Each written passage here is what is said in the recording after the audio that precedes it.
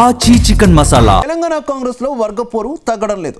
మొన్నటి వరకు వరంగల్, ఖమ్మం, నల్గొండ నేతల మధ్య ఆధిపత్య పోరు సాగింది.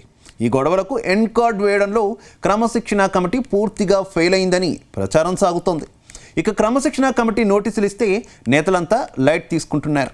ఇప్పుడు కామారెడ్డిలో గొడవలపై మాజీ మంత్రి షబ్బీర్ అలీకి నోటీసులు ఇచ్చారు. ఈ నోటీసులపై హస్తం పార్టీలో ఆసక్తికర చర్చ జరుగుతోంది.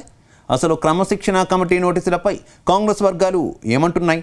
Let's watch the story.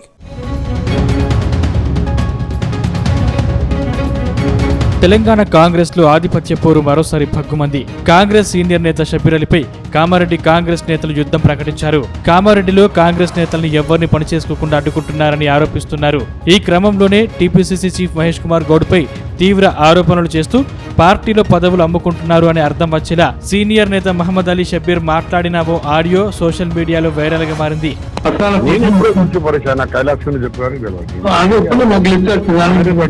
అమ్ముడు పోయి పార్టీ తయారైంది. ఈ ఉదంతాన్ని తీవ్రంగా పరిగణించిన పీసీసీ క్రమశిక్షణ కమిటీ సదరు ఆడియోపై వివరణ ఇవ్వాలంటూ షబ్బీర్ అలీకి షోకాజ్ నోటీసులు జారీ చేసింది. కామారెడ్డి నియోజకవర్గానికి చెందిన కాంగ్రెస్ నేత చంద్రశేఖర్ రెడ్డితో జరిగిన అంతర్గత వివాదాలు, ఈ ఆడియో లీక్ వ్యవహారం కాస్త ఇప్పుడు కాంగ్రెస్ పార్టీకి తలనొప్పిగా మారింది.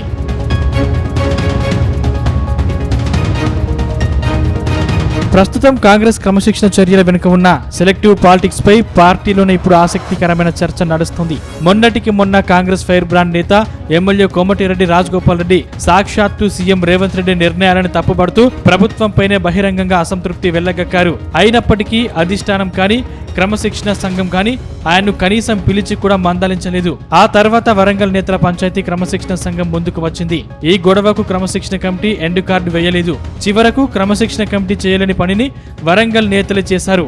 ఇప్పుడు వారంతా అలాయ్ బలాయ్ వేసుకుని తిరుగుతున్నారు. ఇటీవల ఎమ్మెల్యే నాయని రాజేందర్ రెడ్డి ఇంటికి స్వయంగా వెళ్లిన మంత్రి కొండా సురేఖ నేతలందరినీ పేరు పేరున పలకరించి తమ మధ్య గొడవలు ఏం లేవని తేల్చేశారు. కానీ ఈ గొడవలకు ఎండు కార్డు వేయలేని క్రమశిక్షణ కమిటీ ఇప్పుడు ఆడియోలోని వాయిస్ నిజమో కాదో, అది ఏఐ సృష్టించిన నకిలీ ఆడియోనో కాదో ఇంకా నిర్ధారణ కాకముందే షబ్బీర్ అలీని మాత్రమే ఎందుకు టార్గెట్ చేస్తోందని సొంత పార్టీ నేతలు చర్చించుకుంటున్నారు. మరోవైపు మాజీ కేంద్ర మంత్రి రేణుకా చౌదరి విషయంలో కూడా క్రమశిక్షణ కమిటీ ఏం చేయలేదన్న చర్చ పార్టీ వర్గాల్లో జోరుగా వినిపిస్తుంది.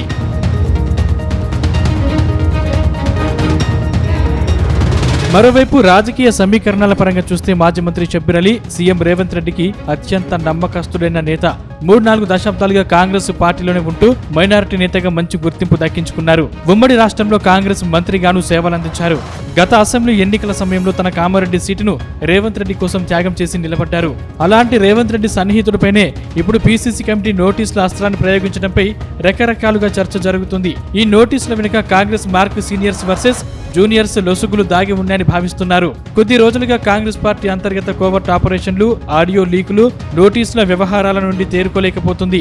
మీనాక్షి నటరాజన్ ఇష్యూ కూడా ఈ అంతర్గత పోరాట ఫలితమేనన్న ఆరోపణలు ఉన్నాయి. అసలు ఆడియో నిజాలు తేల్చకుండా కేవలం రాజకీయ ఒత్తిళ్లతో సొంత పార్టీ అగ్రనేతలపైనే రాళ్లు వేయడం వల్ల కాంగ్రెస్ క్యాడర్లు తప్పుడు సంకేతాలు వెళ్తాయని సొంత పార్టీ నేతలు చెప్తున్నారు.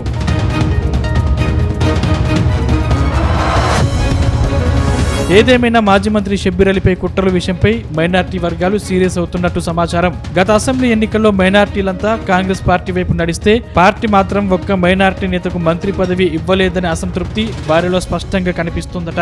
అంతేకాదు పార్టీలో సుదీర్ఘకాలంగా పనిచేస్తున్న షబ్బీర్ అలీపై సోషల్ మీడియాలో చక్కర్లు కొడుతున్న ఓ ఆడియోను సాకుగా చూపి షోకాజు నోటీసులు ఇవ్వడం ఏంటని మండిపడుతున్నారట.